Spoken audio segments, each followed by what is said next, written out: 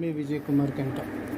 మన దగ్గరికి ఈరోజు రెండు ప్రధానమైనటువంటి పుస్తకాలు వచ్చాయి. ఒకటి ప్రజా సాహితీ మాసపత్రిక, మార్చి ఏప్రిల్ నెల సంచికగా వేశారు.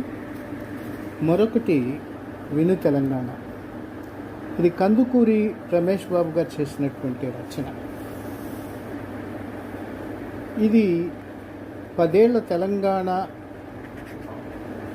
పోరాటం అనంతర పరిణామాలను గురించి చక్కగా వివరించేటటువంటి వ్యాసాల సంపుటి. ఒక జర్నలిస్టు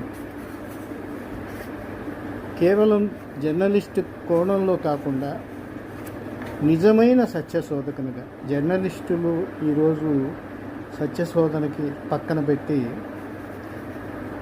ఏ దిశలో వెళ్తున్నారో మీకు తెలియంది కాదు. ఇది ఒక సత్యశోధన చేసి రాసినటువంటి వ్యాసాల సంపుటి. తప్పనిసరిగా దీన్ని మనం చదవాల్సి ఉంటుంది. ఇది సమిష్టి ప్రచురణ. దీంట్లో మనకి ఆప్తవాక్యాన్ని రవిప్రకాష్ మేరెడ్డి గారు, ఉపోద్ఘాత కందుకూరి రమేష్ బాబు గారు, అలాగే రచనా సందర్భాన్ని గురించి ప్రఖ్యాత సంపాదకులు కె శ్రీనివాస్ గారు, 3 ప్రాంతాల నేపథ్యం నుంచి ముగ్గురు ముందు మాటలు బొగ్గుబాయ్ ఎండి మునీర్,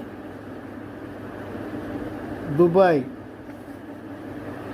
మంద భీమ్ రెడ్డి, ముంబై ఎం రాఘవాచారి రాశారు.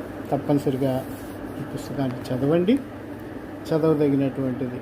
ఇక ప్రజా సాహిత్యం గురించి ప్రత్యేకంగా చెప్పనవసరం లేదు. అనేకమైనటువంటి కీలకమైనటువంటి కథలు,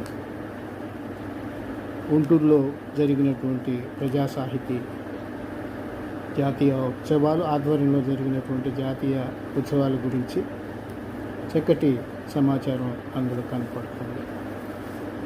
ఇవన్నీ మనకి ఈరోజు అందినటువంటి పుస్తకాలు. ఉదయం మీకు వీక్ గురించి కూడా చెప్పుకున్నాను.